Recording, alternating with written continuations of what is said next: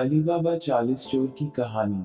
सालों पहले फारस देश में अली बाबा और कासिम नाम के दो भाई रहते थे। पिता की मृत्यु के बाद से दोनों भाई मिलकर अपने पिता का व्यापार संभालते थे। बड़ा भाई कासिम बहुत लालची था। उसने धोखे से पूरा व्यापार हथिया कर अली बाबा को घर से निकाल दिया। इसके बाद अली बाबा किसी बस्ती में जाकर अपनी पत्नी के साथ झोपड़ी में गरीबी की जिंदगी व्यतीत करने लगा। वह रोजाना जंगल जाकर लकड़ियां काट कर लाता और बाजार में उन्हें बेचकर जैसे कैसे घर का गुजारा चलाता था। एक दिन अली बाबा ने जंगल में लकड़ी काटते समय 40 घुड़सवार को वहां आते हुए देखा। सभी घुड़सवार के पास धन की पोटली और खंजर थे। यह देख कर वह समझ गया था कि ये सभी चोर हैं। अली बाबा एक पेड़ के पीछे छिपकर उन्हें देखने लगा। तभी सभी घुड़सवार एक पहाड़ के पास जाकर खड़े हो गए। तभी चोरों के सरदार ने पहाड़ी के सामने खड़े होकर बोला, खुल जा सिम सिम। इसके बाद पहाड़ में से एक गुफा का दरवाजा खुला। सारे घुड़सवार उस गुफा के अंदर चले गए। अंदर जाकर उन्होंने बोला, बंद हो जा सिम सिम, और गुफा का द्वार बंद हो गया। यह देख अली बाबा दंग रह गया। कुछ देर बाद वो दरवाजा फिर से खुला और उसमें से वो सभी घुड़सवार निकले और वहां से रवाना हो गए। अली बाबा यह जानने को बेताब हो गया कि आखिर इस गुफा में क्या है और वो सब यहाँ क्या कर रहे थे।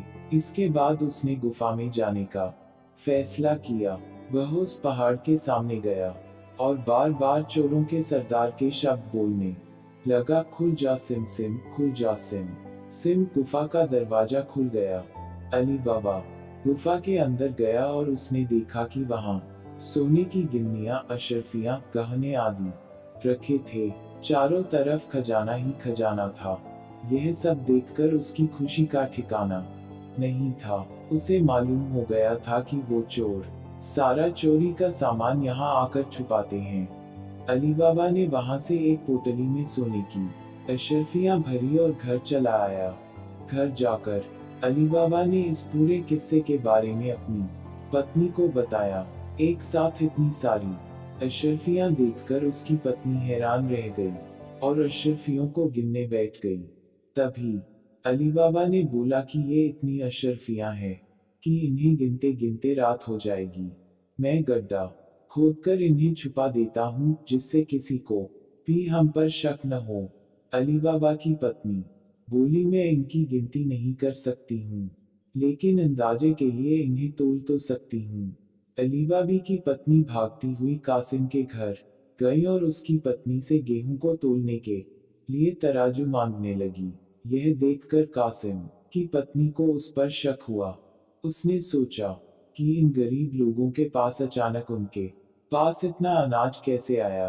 वो अंदर गई और तराजू के नीचे गोंद लगाकर लाई और उसे दे दिया। रात को अली बाबा की बीवी ने सारी अशरफियों को तोला और तड़के सुबह उनका तराजू लौटा आई। कासिम की पत्नी ने तराजू को उल्टा करके देखा तो उस पर सोने की एक अशरफी चिपकी हुई थी। उसने यह बात अपने पति को बताई। कासिम और उसकी पत्नी यह जानकर जल भून गए। दोनों को रात भर नींद नहीं आई। सुबह होते ही कासिम अली बाबा के घर गया और उससे धन का स्रोत पूछने लगा। यह सुनकर अली बाबा ने कहा, आपको कोई गलतफहमी हुई है, मैं तो एक मामूली लकड़हारा हूँ। कासिम ने बोला कि तुम्हारी बीवी कल हमारे घर से अशरफियों को तोलने के लिए तराजू लेकर गई थी। ये देखो, ये अशरफी तराजू पर चिपकी मिली है। सब सच बताओ, नहीं तो मैं सबको बता दूंगा कि तुमने चोरी की है। यह सुनकर अली बाबा ने सच सच सारी कहानी बता दी। कासिम के मन में लालच आ गया। उसने खजाना हथियाने का प्लान बनाया और अगले दिन गुफा पहुंच गया। वह अपने साथ एक गधा भी लेकर गया ताकि वह उस पर खजाना लाद कर ला सके।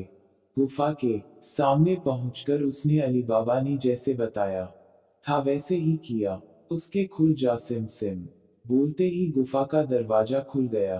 अंदर पहुंचकर चारों तरफ खजाना देखकर वह भौचक्का रह गया। उसने बोरियों में सोने की सिक्के भरे और बाहर निकलते समय क्या बोलना है वही भूल गया। गुफा से बाहर निकलने के कासिम ने तमाम प्रयास किए, लेकिन कोई रास्ता न निकला। वह गुफा के अंदर कैद हो जाता है। कुछ देर बाद जब चोरों का गिरोह वहां पहुंचा तो उन्होंने देखा कि बाहर एक गधा बंधा है। वे समझ जाते हैं कि यहाँ कोई आया है। चोर अंदर जाते हैं और कासिम को ढूंढकर मार देते हैं। इधर जब कासिम घर नहीं पहुंचता तो उसकी पत्नी परेशान हो जाती है और अली बाबा के घर जाकर बड़े भाई को ढूंढकर लाने के लिए बोलती है। अली बाबा ढूंढता हुआ गुफा के पास पहुंचा तो वहां उसने भाई के गधे को घास चरते हुए देखा।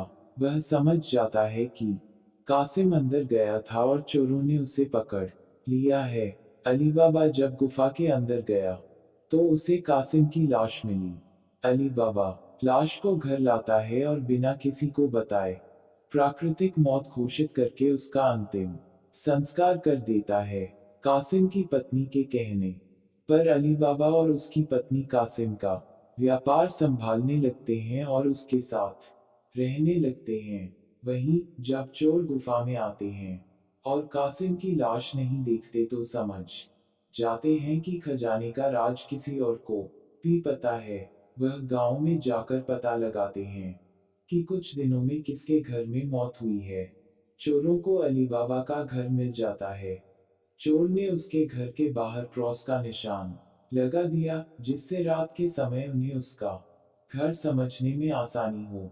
वहीं अली बाबा ने जब अपने घर के बाहर क्रॉस का निशान देखा तो वह समझ गया कि चोरों ने घर का पता लगा लिया है। उसने वैसा ही निशान सबके घर के बाहर लगा दिया।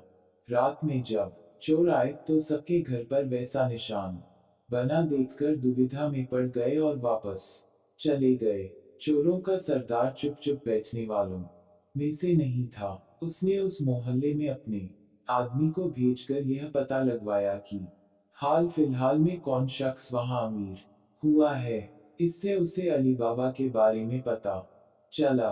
उसने उसका घर अच्छे से पहचाना और रात के समय में तेल व्यापारी बनकर उसके घर पहुंचा। वह अपने साथ तेल के 40 पीपों को लेकर गया, जिसमें 39 में चोर और एक पीपा में तेल था। उसने सोचा कि रात में जब सब सो जाएंगे तो वो सब मिलकर अली बाबा को मार देंगे। उसने अली बाबा से दोस्ती की और रात को उसके घर पर ठहरने की इजाजत मांगी। अली बाबा ने उसको खाना खिलाया और रात को रुकने की इजाजत दे दी। अली बाबा की पत्नी को तेल के व्यापारी पर शक हुआ। उसने सारे पीपों को खटखटाकर देखा और वह समझ गई कि एक पीपा में तेल है और बाकी में आदमी है। उसने तभी एक तरकीब निकाली। उसने तेल वाले पीपे से तेल निकाला और गर्म कर बाकी पीपों में डाल दिया। सारे चोरों की मौत हो गई। रात में जब सरदार ने चोरों को निकलने का इशारा किया तो एक भी चोर बाहर नहीं निकला। उसने पीपों को खोलकर देखा तो सभी चोर मर चुके थे। यह देखकर वह इतना डर गया कि अपनी जान को बचाने के लिए वह तुरंत वहां से भाग गया। सुबह अली बाबा की पत्नी ने ये सारी बात अली बाबा को बताई, जिसे जानकर वह बहुत खुश हुआ। अब उन 40 चोरों के सारे खजाने का अकेला मालिक अली बाबा था। वह देश का सबसे अमीर शख्स बन गया था और खुशी खुशी अपनी बीवी बच्चों के साथ रहने लगा।